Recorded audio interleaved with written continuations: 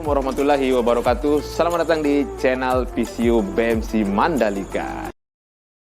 Dalam video kali ini kita akan membahas salah satu penyebab terjadinya cedera atau cedera yang paling sering terjadi ketika balapan dimulai. Jadi dibandingkan dengan ajang balap lainnya, pembalap MotoGP paling sering cedera saat balapan.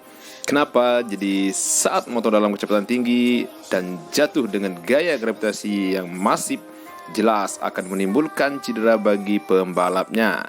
Jadi selain itu, titik jatuh yang tidak tepat pun juga bisa menjadi penentu dari cedera yang dialami pembalap.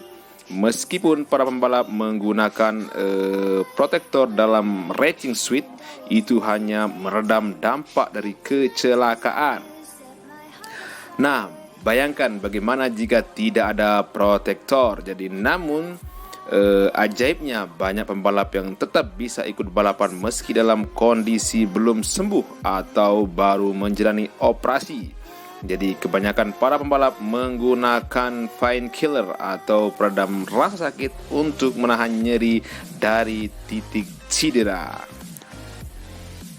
Jadi pembalap sering mengalami dislokasi atau berpindahnya posisi pada bahu. Itu yang sering terjadi di pembalap. Jadi apakah bahu Anda pernah keluar dari tempatnya atau dislokasi? Jika sudah pernah, Anda tahu betapa sakitnya hal itu. Jadi bahu yang mengalami dislokasi dapat disebabkan oleh terjatuhnya seseorang atau pembalap dengan lengan yang terentang atau terkena benturan parah dari belakang. Banyak pertanyaan ketika para penonton menonton acara balap dan MotoGP. Kenapa kok ketika pembalap jatuh, pembalap tidak boleh diangkat langsung oleh orang lain? Jadi harus ada tim medis yang sudah mengetahui prosedur dan tata cara untuk menangani pembalap yang sudah jatuh. Jadi biasanya penanganan untuk pasien atau pembalap dislokasi bahu biasanya pertama-tama jangan mencoba untuk merelokasi bahu.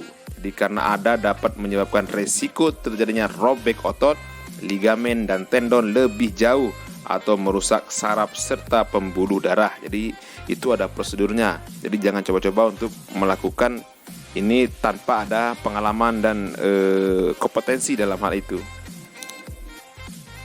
Jadi dislokasi adalah masalah yang sangat berbahaya bagi pembalap karena akan mengancam karir dan performanya dalam lintasan dan sirkuit.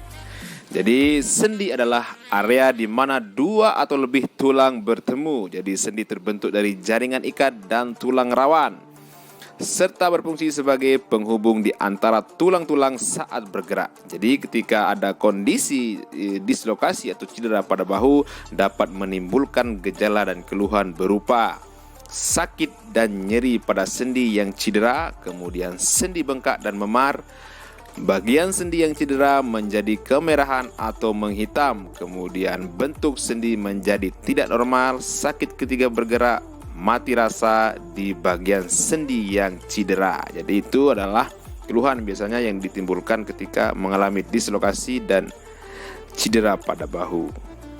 Jadi ketika ada pembalap mengalami dislokasi, jadi pengobatan tergantung pada lokasi sendi yang mengalami dislokasi serta tingkat keparahannya. Secara garis besar, pengobatan dislokasi bertujuan untuk mengembalikan tulang yang keluar atau bergeser ke posisinya. Jadi ada beberapa teknik perawatan mandiri di rumah ketika pasien mengalami dislokasi atau teman-teman ketika mempunyai keluarga dan sahabat yang dislokasi atau teman-teman sendiri mengalami dislokasi.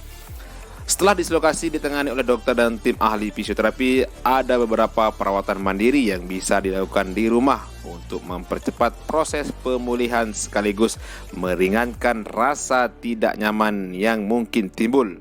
Jadi beberapa perawatan tersebut adalah: yang pertama, mengompres sendi dengan es atau air hangat selama 15-20 menit beberapa kali sehari.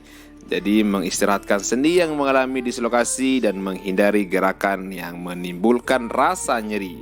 Kemudian melatih sendi dengan gerakan-gerakan ringan dan dilakukan secara perlahan. Jadi selain itu ada komplikasi yang diakibatkan oleh dislokasi. Jadi dislokasi yang tidak segera ditangani dapat menimbulkan komplikasi berupa robekan otot, ligamen, dan tendon pada sendi, kemudian kerusakan saraf atau pembuluh darah di daerah sendi, peradangan pada sendi, dan dislokasi berulang. Jadi itu adalah komplikasi yang ditimbulkan dislokasi yang tidak ditangani secara cepat dan baik.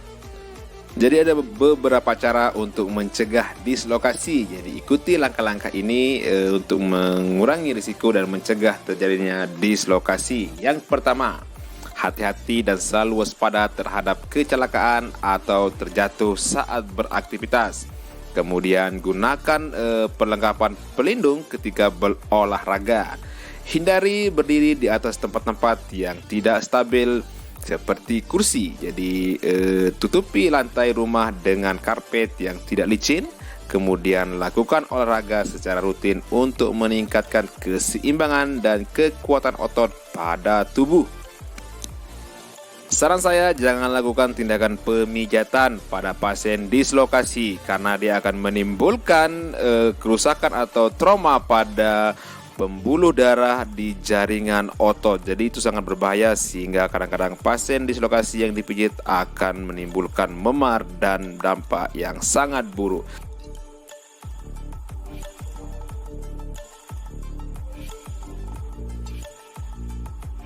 Oke, jadi tetap jaga kesehatan. Sehat itu murah, tapi sehat itu akan menjadi mahal ketika sehat berubah menjadi sakit. Assalamualaikum warahmatullahi wabarakatuh.